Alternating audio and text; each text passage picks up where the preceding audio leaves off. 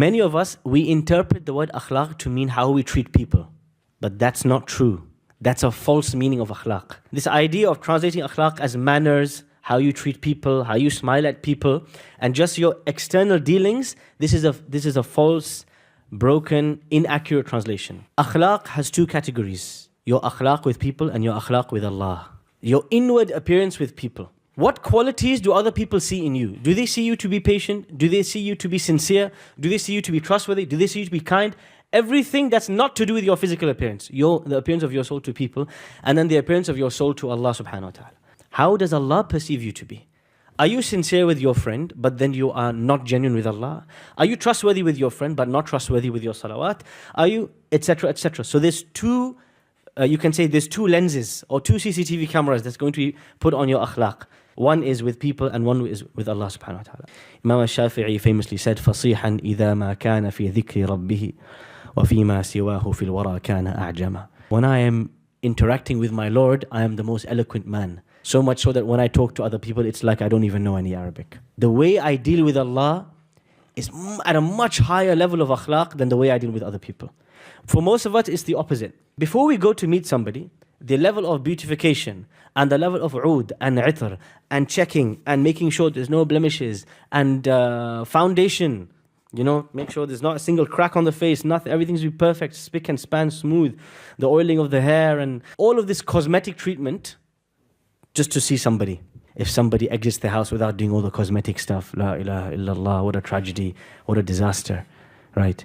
But then how do we present ourselves to Allah? We have no care of how that's looking. When you think about akhlaq, it's very important to think not just about your akhlaq towards people, but your akhlaq towards Allah. And so really the first practical step is a self-evaluation, al-Muḥāsabah. This is the first practical step. Write it down if you're writing it down. The Prophet ﷺ said, حَاسِبُوا أَنفُسَكُمْ قَبْلَ أَن تُحَاسَبُوا. Evaluate yourself before Allah evaluates you. You don't want Allah to hold you to account and be surprised. وَبَدَا لَهُم مِّنَ اللَّهِ مَا لَمْ يَكُونُوا يَحْتَسِبُونَ وَبَدَا لَهُمْ سَيِّئَاتُ مَا كَسَبُوا وَحَاقَ بِهِم مَّا كَانُوا بِهِ يَسْتَهْزِئُونَ. There are some people who will be surprised about what they find out from Allah on the Day of Judgment. You don't want to be surprised. It's better you know it beforehand. Most scary hadith, Prophet ﷺ, is the hadith of the bankrupt person. The Prophet says to companions, أَتَدْرُونَ مَنِ الْمُفْلِسِ. Do you know who is a bankrupt person? They said, مَنْ لَا دِرْهَمَ لَهُ وَلَا دِينَارٍ. The person with no gold and silver. He says, no. It's a person who did many good deeds in this earth, but then on the Day of Judgment, their good deeds become nothing because they cursed that person and backbited this person, treated that person horribly, were impatient with this, lost their temper, so Allah reduced their deeds until there was nothing. You don't want, and I don't want to be in that situation. So what does that require?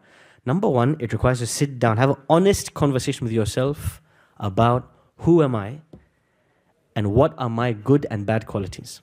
If you sit down, you evaluate yourself, I have an anger problem. I have an anger problem.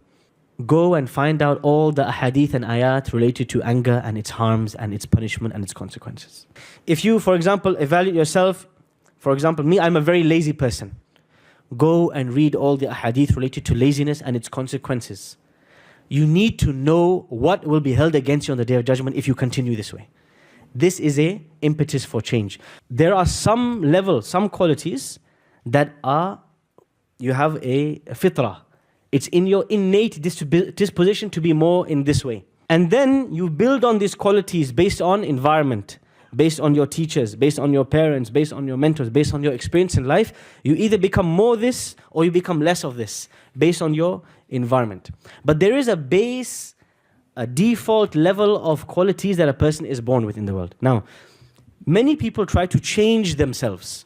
I'm lacking patience, I want to become patient. I'm very good with people. I'm always smiley and charismatic, extroverted. Okay, I want to change this. I want to become more introverted. Ibn al-Qayyim gives a beautiful analogy. He said, I want you to imagine that all of you are stuck in a house and you know that a wave is going to come and it's going to destroy the house. There's going to be a flood coming. You're in a monsoon season in Bangladesh and you're stuck in a building. He said, you have three options now. The first option is to lock yourself in the house and to try to protect yourself. And what will happen is you will drown and everybody inside the building will drown. It's the second option that a group of people will do is they will try and see if they can manipulate the water in some way.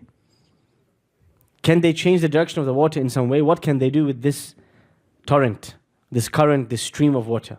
And he said there's a third group of people who will see the river is moving like this. Can we direct the water in another direction or another land so that it can have a beneficial effect? And he said these are the smartest people. Meaning, he says, changing your fundamental qualities is very difficult. If you're extroverted, if you're introverted, if you're great with people, if you're not so good with people, if you're patient, this is very difficult.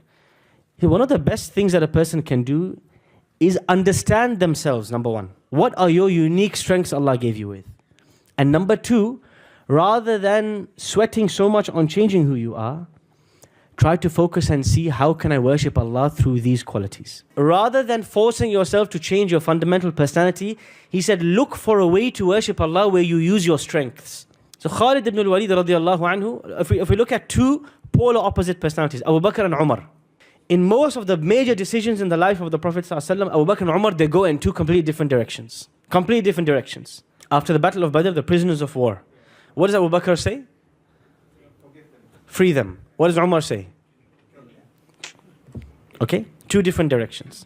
In the treaty, the peace treaty of Hudaybiyah, what does Abu Bakr say? He says, compromise. Right? The Meccans are asking for these big demands. It's okay, give it to them. It's okay, give it to them. There's a bigger play. What does Umar ibn Khattab say? He's furious. Well, how could you compromise on these things? This is a complete failure. Two completely different personality types. They're both righteous men, but they're both suited to two different types of leadership. Two different temperaments, two different personalities, two different qualities. Famously, one of these two men goes through a big personality change in his life. So we're going to come to this. How do you change your qualities? If you're lacking in patience, if you're low on mercy, how do you change these qualities? One of these two men went through a big personality change in their life. Who was it? It was Umar. What happened to Umar? When he was a Khalifa, what happened to his personality by then? He became soft. He became gentle. He used to be a lot more hot-headed, a lot more ready to finish this person, get rid of this person, throw them out. He had that iqdam. He has, by nature, he's somebody who's driven, somebody who's ambitious, somebody who's desirous. And this was his life before Islam as well. It dictated his life. He was somebody who was a dominating personality. When he became the Khalifa, he changed. Now here's the question. How did he change? And therefore, how should we change? What are the factors that molded, shaped, and changed his personality? Very difficult to do so. What changed his personality? So the responsibility of the Khilafah, the heavy burden of the leadership of the believers, it softened Umar. Because he became fearful of Allah. If I was too harsh, what would happen to me? See, before he was in a leadership position, he was harsh. When he came in the leadership position, he said the famous statement, if a ram, a sheep in a mountain valley in Khurasan complains against me, I'm scared Allah will hold me to account. So responsibility changes people. Number one, what else? Life experiences.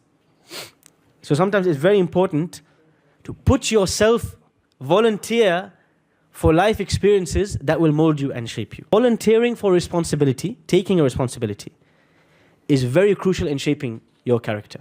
What's the problem with many young men and women today? They're scared of commitment. This is one of the greatest and the worst traits of our generation. The worst traits of our generation is we cannot stick with anything for more than 4 weeks, 4 minutes. We cannot be consistently contributing to anything. The whole deen was built on the back of volunteers.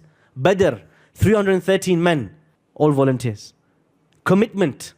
Now it's like, well, am I going to be paid? Am I not going to be paid? What's in it for me? Habib, what's in for you is Jannatun Na'im. You have to put yourself in uncomfortable situations and voluntarily take responsibility on. And this will put you in a situation, one of the most crucial things about British culture is the love of routine. In comparison to any other culture in the world, American, East Asian, South European, East Europe, the British culture is a culture that loves routine. If every day at 2 p.m. Uncle Tom has his tea, if 2:05 he has his tea, his whole day is messed up now. There's a love of routine, a love of the repetition of the ordinary. This is something that as Muslims we have to realize, yes, routine and order and all this is great. You will never change until you put yourself outside your comfort zone. You have to take responsibility for something.